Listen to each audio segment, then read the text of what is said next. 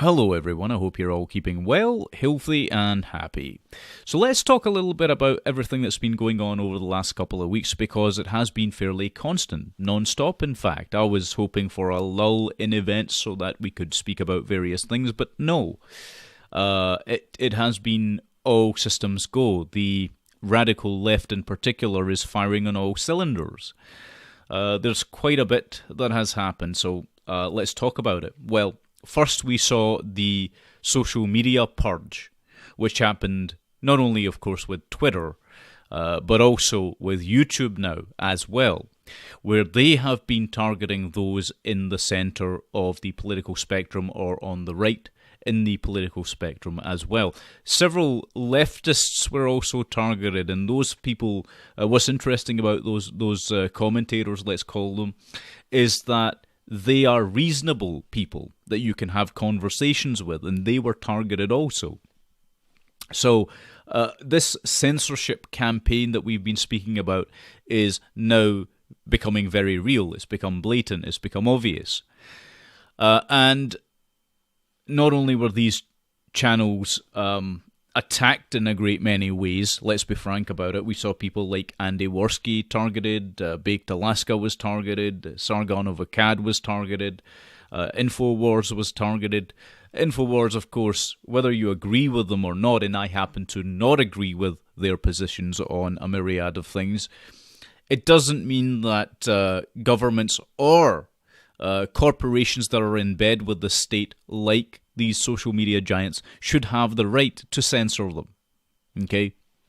I believe in free speech in an absolute sense. I'm a free speech absolutist.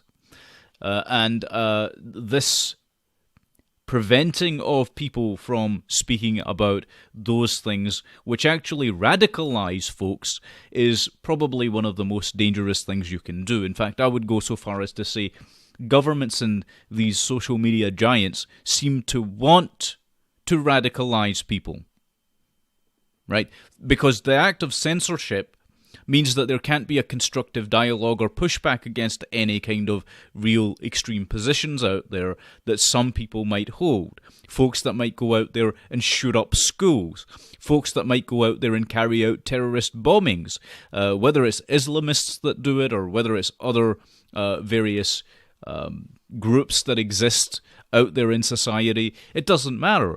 The point is that if you prevent people from being de-radicalized, then you increase the chances that more people, in fact, will be radicalized by a series of other methods and means.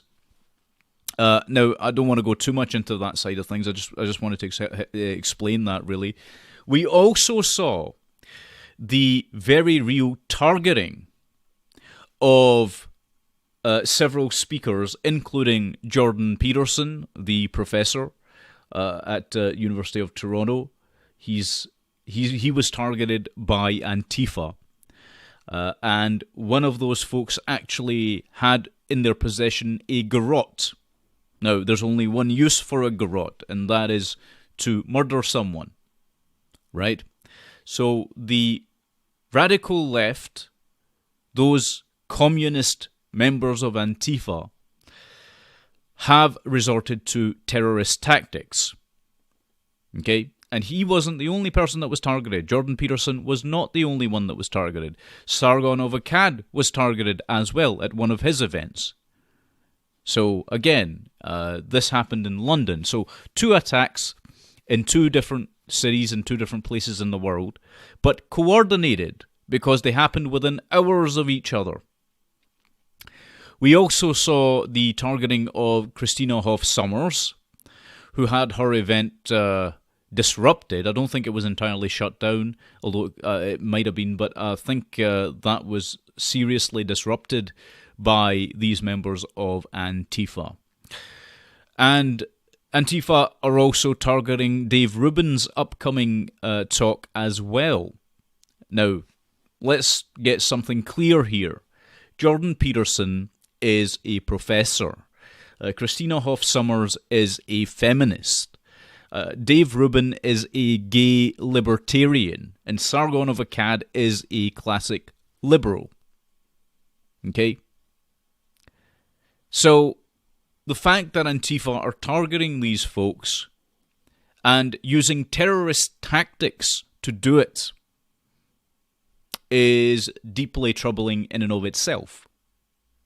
Okay, because it's only a matter of time before this escalates and you get an actual terror attack which does end up killing someone. Okay, and I'm not kidding about this, right? They're ramping things up. This is the problem with the radical left, and it's the same ideological people, the same ideologically possessed people who believe in this ideology of socialism/communism in its most insidious authoritarian, totalitarian form, which is what communism fundamentally actually is, because they believe in it. These folks are the same people that are in charge of these corporations in Silicon Valley. Okay? And they're, of course, partnering up now with organizations like the ADL, which itself is, I would suggest, an extremist organization, right? And the same thing can be said of the Southern Poverty Law Center, the SPLC. They are actually fairly extreme and radical in their views and opinions, right? It's just that they're not seen as that because the left controls the conversation when it comes to how politics should be carried out in society at large. Do you see what I'm saying? So, these organizations have also teamed up with, coagulated with, probably is a better term, the academies. So we're seeing academics now, like for example in the case of UC Berkeley, academics are also joining the fray of the radical left because they have been, let's face it, indoctrinating people with these leftist ideologies now for about 40 to 50 years, right? So, of course, they're going to join on that side of the political spectrum, particularly the extremist side. Just some months ago, last year, you'll recall how a professor was arrested for having a bike chain which he was going to use to inflict violence on someone. In fact, he did use, sorry, it wasn't a bike chain, it was a bike lock, my apologies, but he used that instrument to cause physical harm.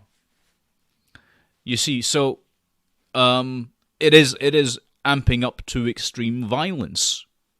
This is what these people are all about. Now, as I say, the social media corporations are actually facilitating a lot of this. And here's the proof in the pudding. Why is it that Facebook and Twitter are allowing Antifa to commit these terrorist acts? And after all, what is terrorism? It's the instantiation of violence in order to achieve a political end. Okay? And that's what these folks are doing. Make no mistake about that. That is why they can be rightly classed as terrorists. Antifa are terrorists. I have said this many, many times over. I'm sure you guys are probably sick of hearing this, but it is a fact. And we have to keep saying that until the people that are controlling the narrative start to understand this, if they don't already, right? And also so that we can break through their control of the narrative if they are doing it purposefully, if they're preventing people from understanding things purposefully, then we need to make our voices considerably louder in the political arena. The other major event that happened, which I think is quite interesting, is that Brittany Pettibone and Martin Sellner were detained as soon as they entered the UK. Right, they were detained and prevented from entering the UK. They are barred from entering the UK for merely wanting to take part in a peaceful protest or a peaceful rally of some kind, as it was. So this is concerning as well, because it shows that the government is very much in league. Now, the government that's in power in the UK right now, the Conservative Party, is conservative in name only. And I've explained the reasons why that is, because various parts, let's call them the component parts, in the government, particularly the administrative side, the civil service and so on, are completely on the far left. Why? Because their employment depends upon the state, their pensions depend upon the state, their salaries depend upon the state, and also they were indoctrinated and educated in institutions that promoted the ideal of the state, right? So the folks that buy into government having the final say, the expansion of government, total hegemonic state control, those are the folks that are running the British government. It doesn't matter which political party is in power, as it were, because both political parties buy into this. They've all hired advisors who are statists. Okay, so those folks are going to demand this censorship. They're going to support. In fact, you can see this with Germany as well, right? The German state demands censorship, and these social media corporations grant it, right? Because they are on board with it. And you should hear some of the talks that these folks give when it comes to their ideas and ideals about the kind of internet they want to create. It will be devoid of originality, and it will be completely and utterly controlled, right? And so no real free speech will exist if they get their way. So, of course, we know that they use these hate speech laws. And how many times have I told you, hate speech laws are entirely a subjective judgment call. How do you define what hate speech is? It's not easy to define legally at all. And if you do try and define it legally, it's open to so many interpretations that virtually anything you say can be deemed as hate speech, depending on how the other individual who heard it takes it. You could say the most innocent thing on earth, right? Like Care Bears are cute. Suddenly, because of someone's malfunction in the mind, that then becomes, oh, well, that's an anti-LGBTQ statement. How that happens, God only knows. But this misinterpretation of what people say is a frequent occurrence, right? And this policing of language is increasingly becoming more and more troublesome. But it's happening. But getting back to the point, so these social media giants work in collaboration with, in conjunction with the state to advance what are basically Maoist principles. In communist China, these were the very same tactics they used under Chairman Mao. Right? The re-education of people. The abuse of people. The trampling on of people's rights. Do you see what I'm saying? Now, the reason that the UK government, by the way, gave for the detention of Brittany and Martin Sellner was that Martin was known to be a member of a far-right group. I'm assuming that would mean that he was a member of Generation Identity. That's perhaps why they detained him. But that is not a logical premise for detaining someone or barring them from entering, because who designates what is far right? If it's the government, well, we already know, for example, governments get things wrong all the time. How many mistakes and errors do governments make? In any area, in any arena, how many mistakes do governments make? Because some pencil pusher out there, some rubber stamp of a pissant of an individual, decides on that day they're having a bad day, maybe that, well, this person belongs in this pile or whatever, right? Forms get filed wrongly all the time.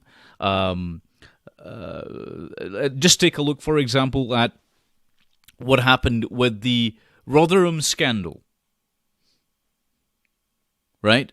And I'm going to touch on that a little bit, by the way, as well, because the government got things seriously wrong there. Look at the tragedy with Grenfell Tower. Again, local governments or central governments both got things very seriously wrong in both cases. Very, very serious mistakes were made. Yet you trust the government, those folks that advocate for censorship, they trust the government, or they trust social media corporations or the person sitting behind the desk to make the right call all the time. It doesn't happen, right? Because, again, it's a subjective judgment call. There's no objective way of defining these things. It's as simple as that. The ideas are totally flawed. It doesn't work. But as I say, the more they keep doing this, the more people will get radicalized. Because when you prevent your... let's say that these people really are, and they're not, but let's say that they really were far right, which is or the alt right. These are the phrases they're using now in place of Nazi, because see, the word Nazi is no longer effective. Okay, so what do? They used the term alt right to scare people now. Okay, what is the alt right? Apparently now everybody who disagrees with the left is alt-right. You should read some of the articles they have on people. They've called Sargon alt-right. They've called Jordan Peterson alt-right. They've called just about V got called outright that he was alt-right. Everyone is being tarred with this brush now that they are alt-right if they disagree with the positions of the left. Particularly the radical left, the violently authoritarian left. It's ludicrous. But let's say these people were members of the far right or the alt-right or whatever it is that the British government has deemed them to be. My question is, what do you think will happen when you prevent or censor or shut those people up by force, by the power of the state? What happens? You see, these people all have very large followings. So they're going to become more radicalized. They're going to become more powerful proponents of their ideology. And of course, if someone does try to counter those people as well, guess what? Those people are being censored too. Right? Take a look at what happened with Andy Worski. Okay, what was he doing? He was hosting debates online. Why was his channel struck? We can speculate on that, but I think it's fairly apparent the reasons behind that. He was hosting debates where people could literally push back against the viewpoints that they disagreed with, viewpoints that might be extreme in one form or another, be it on the far left or what's being dubbed the far right, which, as I've explained before, right? See, the majority of these far right groups, and I'm sick of explaining this, but I feel I have to, for those folks that aren't already aware, the majority of these far right groups are actually on the far left. Okay, they're on the far left. And people can't see that right now because the political compass is fucked. Okay, the political compass and the way that people used to define left and right, that's totally obliterated. Because everything, see, the Overton window, as I've explained numerous times, the Overton window shifted to the left. So everything became leftist in terms of the political conversations. The left took over. So, that's the thing, right? But, again, as I say, folks that would counter the narrative and who know how to counter the narrative And those ways and means require you to engage with the language that any extremist might use. Okay? Well, those folks are being censored too. So how does that solve the problem? The answer is it doesn't. All it does is create more dangerous radical elements running around in society. And governments know this. Social media platforms know this. They want this. Okay? I encourage them to refute that statement that I've just made. They can't. Right? Because it's logically sound and coherent. If I'm wrong, sue me, right? I'm encouraging Twitter, YouTube, Google, whoever, to sue me if I'm wrong about this. But I propose that you are creating and inciting radicalization. You're inciting more people towards violence through your acts of censorship. And the British government is doing the same thing, of course, right? They're at it as well, right? This preventing of people who are dubbed as being on the right from speaking, right, or being allowed into your country is stifling serious debate. Now, I said I was going to talk about Rotherham. Well, not quite Rotherham, but there was another case that was revealed in the press just today, actually, of over 1,000 children and girls and young women being targeted by Islamist rape gangs. Okay, I think this was in Telford. You can correct me if I'm wrong on this, but I think it was in Telford. This happened. Okay, and it's happened everywhere, in Rotherham, in Birmingham, in Glasgow, in Leeds, in Manchester. It's happened everywhere. There isn't a single place in the UK that hasn't been afflicted by this problem. Now, instead of doing something about this, and this has been long-standing and it's been ongoing for decades, quite honestly, and because of political correctness, folks weren't allowed to talk about any of this, you see? That's where this kind of censorship, this sinister behaviour actually doesn't do anything for the safety and security of the British people. Right? But these rape gangs, what is the police doing about them? The apparatus, the instrument of the state. They've got all the newfangled devices, let's say, of the modern age, right? They can track down people for posting tweets that are offensive and arresting and jailing them. This is what they're up to. They've been doing this now for a number of years, right? They're more than capable of doing that. But when it comes to protecting the children of the UK, they fail completely in being able to do that, right? They've got guns and knives and they're militarized now, right? But apparently they can't do anything to save little children from being raped and molested. They can't do anything to prevent these suicide bombers from targeting places in real terms, right? Take a look at how many terror attacks happened last year.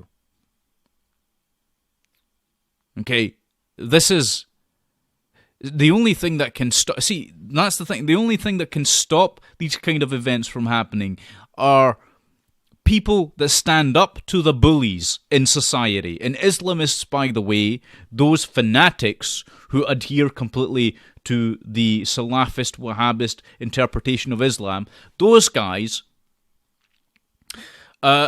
need to have their opinions challenged. Because they're the ones that are destroying and damaging society. They are killing people.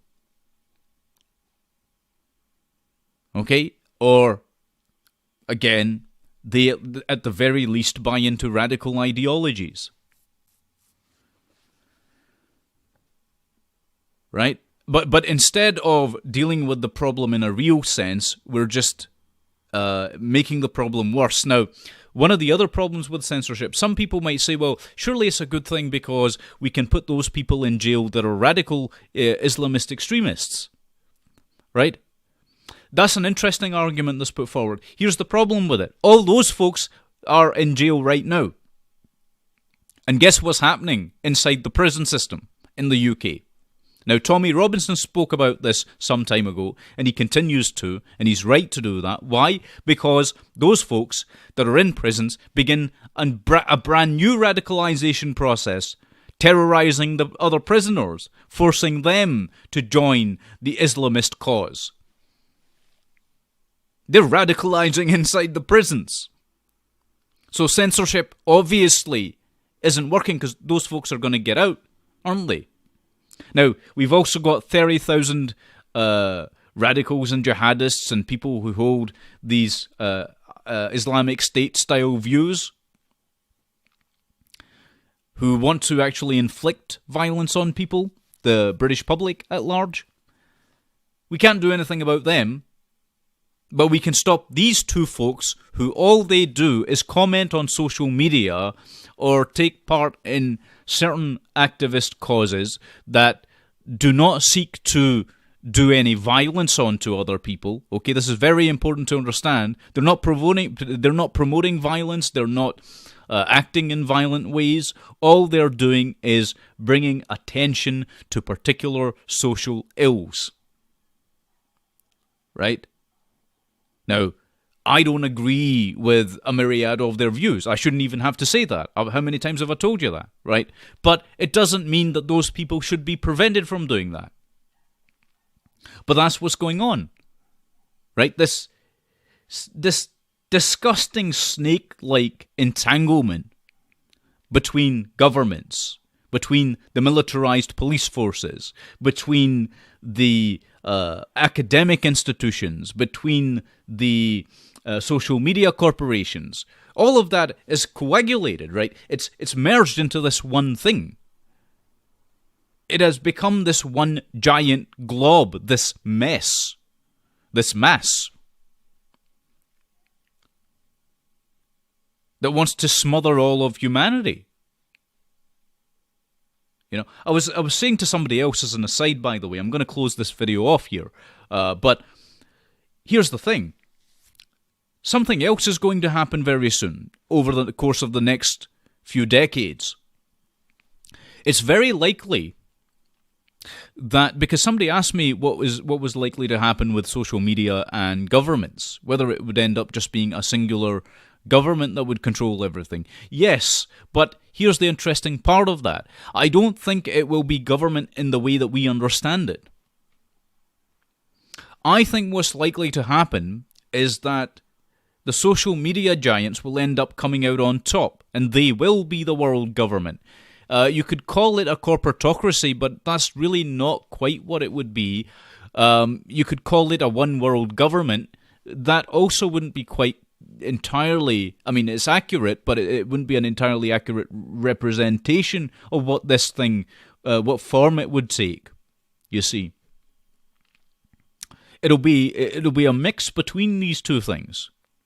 And this will happen because the thing is, those folks that truly run the world, and I've told you who they are, I've actually named names and everything on this channel, as most of you will know, right? The folks that actually run the world, do you think that they want to spend all their time and effort and energy and money pushing governments through lobbying, through buying people off, through assassinating people? Do you think they would rather do that, or just have a singularized supercomputer running everything? Obviously, they're going to choose the easiest option, aren't they? Right? So, of course, they would choose the supercomputer to run everything. And they will. That's the thing. They will end up doing that. So, you know, and I'm sick to death of trying to explain the situation to people that is currently going on. I'm sick to death of talking about these things, and I'm sick of the endemic ignorance in people. The fact that they fail to understand what is going on in society at large, what is happening to human beings, you know, all of this. the mass of people just don't care. Okay, and really, and folks ask me why I despair about all of this. Here's the reason, because actually all I'm doing, all anyone else is doing, in real terms, is preaching to the converted. Okay, that's really what's going on here. Right, we're just preaching to the converted. Nothing is really changing on the ground. Now, I made it explicitly clear very recently in a post that I made on social media that nobody understands what the hell's going on in this world at all. Okay, at the lower levels, people just don't grasp it. People are getting polarized. Okay, that is part of the social engineering, to polarize you, right? Whether you're an extremist or what they're calling on the far right, I don't care. You're polarized. If you want to go out there and murder people that haven't actually done anything to you, that haven't initiated violence against you, that haven't harmed anyone that you know personally, then you are part of the problem. You are not a part of the solution. All the time I get people asking me for solutions, and I can tell you what the solutions are. But guess what? It's pointless if you don't understand the problem. It's pointless for me to explain things to people if all they're going to do is end up being more polarized instead of understanding. Because this process of polarization, see, here's the thing, it's going to end up leading to your own enslavement. That's what folks don't get. The more polarized you become, the more extremist you become, the more of a liability you are to your group, to yourself, and to your family. People don't understand this.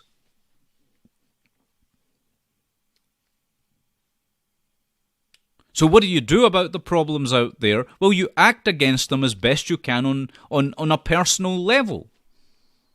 You make sure these things can't affect you or your family, for example, or the people that you know, your friends, others. Okay, you make sure it doesn't affect the direct vicinity around you.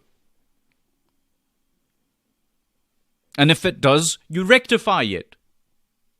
And you understand and be aware of actions and the consequences, but you act with courage. Okay? Self-defense is a very, very important tenet of self-preservation. But more than that, also, it's in accordance with, completely coherently, in accordance with natural law, with your natural rights. You have a right to be unmolested. Your family has that right. Your friends have that right. In fact, most people in society at large have that right. Anyone who inflicts violence on you, who does try to molest your person, is by default in the wrong. Now, because most people don't understand this, what happens is the very first thing they do is run to the state. But we can see plainly, in the case of Britain, for example, in Britain and Germany and Sweden actually exemplify this 100%. And America does too. It's just that Americans are mostly blind to this fact because they've been there's so many people out there on social media that have pushed them into a state of brainwashed acceptance, right? But here's the reality. All of the police forces which exist in these European countries, I want you Americans to pay attention to this and look very closely because this will be true of your own police further down the line. I've already explained this to you as well. People don't want to accept this. Okay, first of all, obviously it's better if you don't have a criminal element in society doing criminal things, particularly, and I'm not talking about manslaws when I talk about this criminality, by the way. I'm talking about the fact that folks go out there and commit violence against other people, which is completely acting against your natural rights. Okay, that's what I'm talking about. But let's put that to one side. Are the police who have all these militarized special powers in the European countries doing anything to combat the real threat inside these countries? Or are they assisting the threat? The answer is the latter. They are assisting the threat. For years, they covered up the rape gangs, the Islamic grooming rape gangs that were raping children. For years, they covered it up in Rotherham, in Leeds, in Manchester, in Telford, obviously, that we talked about. They've done this. They were on the side of the perpetrators. Isn't that interesting? And that the same thing, by the way, is happening in Germany and Sweden. Okay, that's the truth of it. So people that run to the state, to the apparatus of the state to protect them, are morons, because the state is not going to protect you. The police are not going to, this misnomer, to protect and serve. Guess what? That is nonsense. Okay? There's a reason why authoritarian countries are called police states. Because it's not the army that directly enslaves the population. It's the militarized police. They're the ones, by the way, that are shutting down people. They're the ones arresting those people that want to exercise their free speech. That's what's happening.